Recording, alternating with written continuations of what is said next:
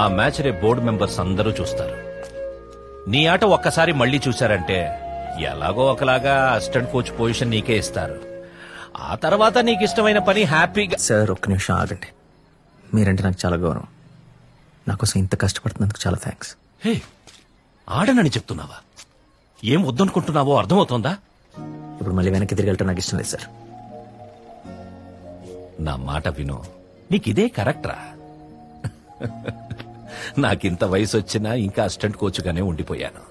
కానీ నీకున్న టాలెంట్ కి క్లబ్ లో కోచ్ అయ్యే ఛాన్స్ కూడా ఉంది. ఇక్కడ మ్యాటర్ అంతా నాకు అర్థమైంది. నేను మాట్లాడుతూ ఉండండి. రే, చెప్తాను.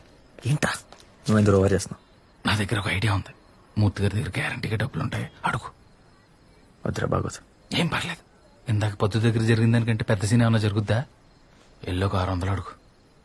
600 దేనికి? 100 మాకు. పొద్దు నుంచి నీ వెనకాల తిరుగుతున్నాం కదా. రేపా